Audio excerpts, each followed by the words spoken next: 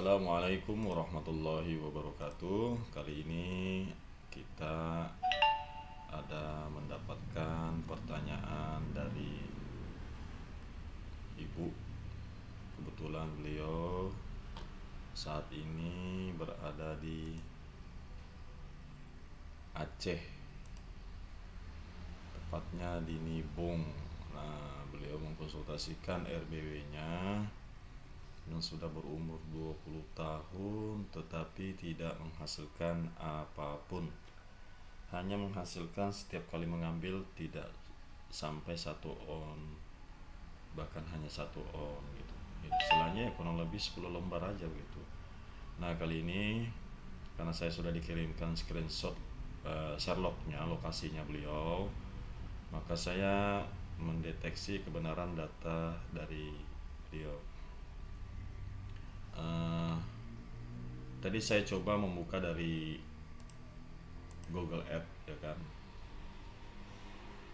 tetapi ini waktu saya masih di konsultan dulu, saya sering buka di sini. Karena saya sudah tidak di konsultan lagi, saya pakai fasilitas Google Maps saja, dan ternyata datanya bisa lebih valid gitu. Saya ingin mengetahui persisnya lokasi RBW-nya ibu. Cuma masih pecah dia. Berdasarkan hasil salok yang dikirim, lokasi RBW-nya ibu tuh di sini. Nih dia. Ini dia. Dan kendalanya pada saat dia menghidupkan suara tidak bisa nyaring karena ada salah satu daripada tetangganya ini komplain, atau ya karena ibu tidak mau cari masalah, ibunya akhirnya mengalah dengan menghidupkan suara apa adanya.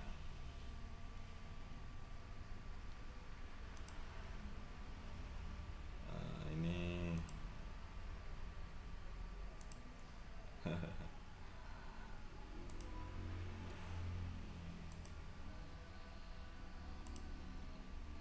jadi lokasinya tuh sekitar lokasi RBW-nya ibu tuh mana tadi? Oh, dia di sini. Nah, nih. Daya Nibong, Kabupaten Aceh Utara.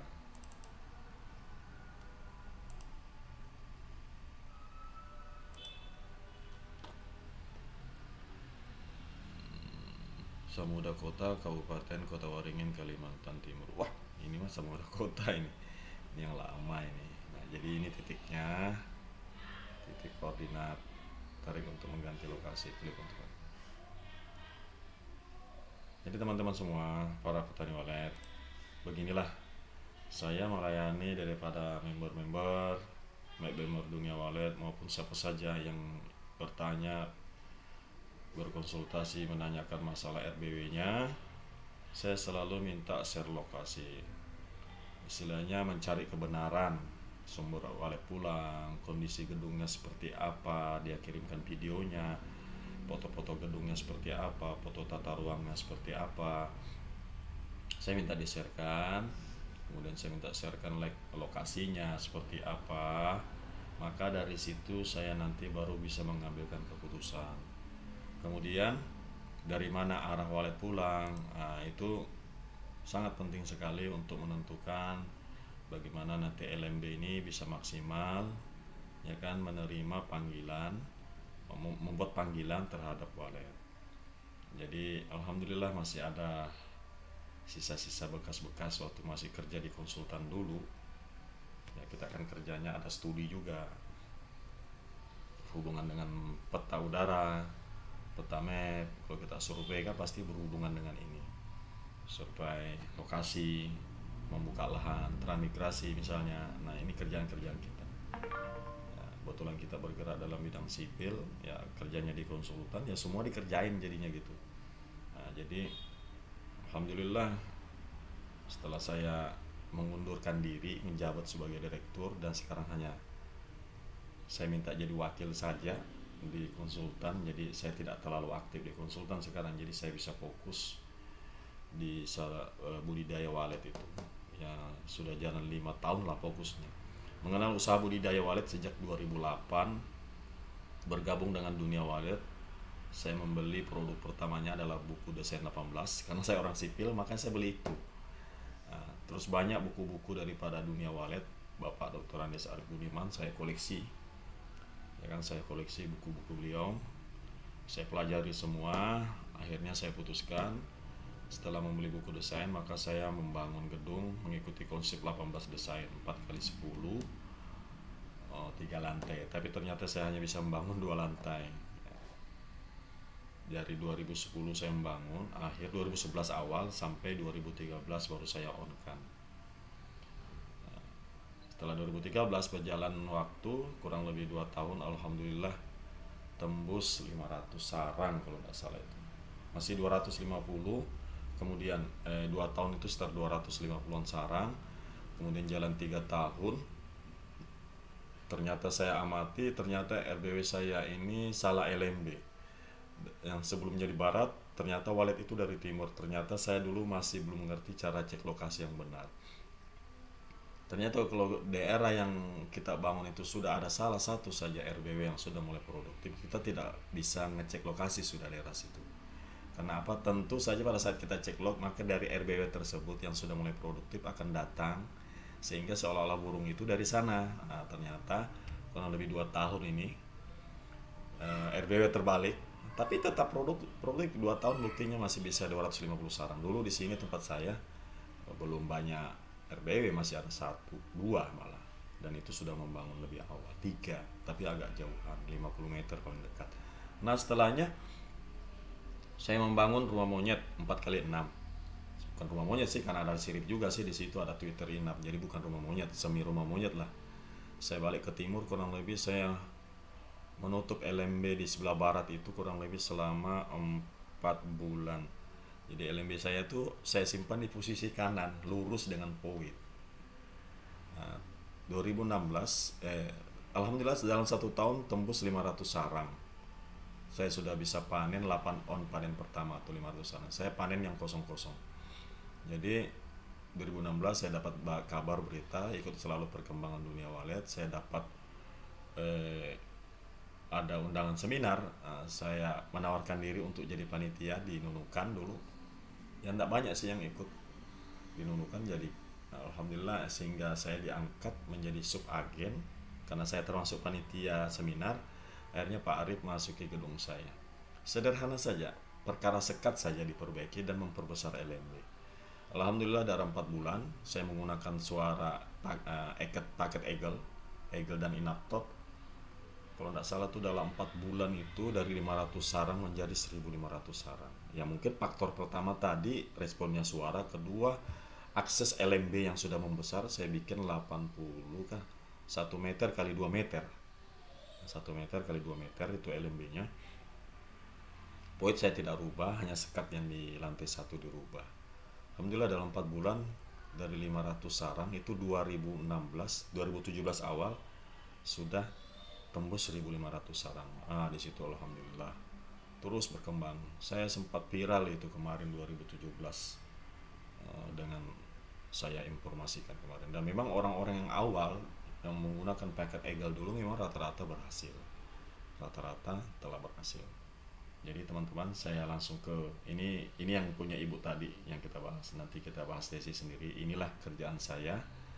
Bila ada teman-teman yang konsultasi mengenai budidaya wallet, nah seperti inilah yang saya lakukan. Ya, seperti ini yang saya lakukan. Saya ngontrol kondisi RB mereka. Nah ini dekat bandara juga saya punya.